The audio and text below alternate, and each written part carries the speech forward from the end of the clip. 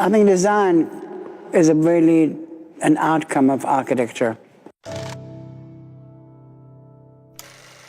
Maybe 20 years ago, realized that, at the time, we had questions all typologies, and one typology was to deal with very large buildings, or the idea of the podium, as in modernism, podium and a slab. So we looked at this idea of topography and landscape, and how that could become also seamless, and that's how we began to look at the idea of landscape. And then I think, so he began to look at erosion, on striation, on strata. So I think that began to look at all these kind of, living life, whether it's sea life or quarrying or whatever. So I think that but it's not really a literal translation of natural forms. It's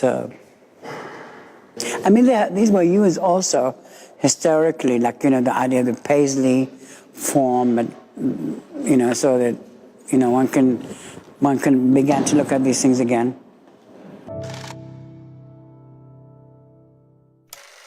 Well, I think the hotel should give you, apart from comfort, a different experience than the one you have in your house. I don't think it should be extension of your house. It should also be comfortable, but it should gives you a window into what could also be possible.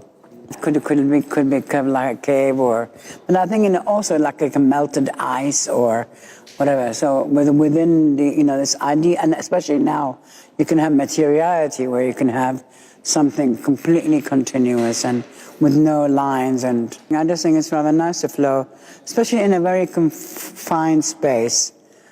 You find there's too many like cupboards, which then you have to have a door opening and whatnot. It's much nicer to have a feeling of spaciousness. The whole idea was to kind of really make one feel have a bigger space than you have. Well, I think because it was using the kind of this whole idea of using kind of it's seamless, so it's a continuous surface between the bathroom and the cupboard and the bedroom. I actually think it's rather nice. There's no demarcating line between these things, so it's kind of. And I like the black room. I know you can't see anything, but it's rather very nice. Sometimes people want to be in a different environment or experience something different, whether dark or light. But I like Madrid as a kind of a city because the public spaces are very nice. It's kind of it's a majestic city, and I can't it's just like the block. The city block is kind of rather large, so it has this kind of grand quality. It's a very airy, spacious place. I like Madrid as there's some great museums here. There's a very nice train station, museums, buildings. I like the museums.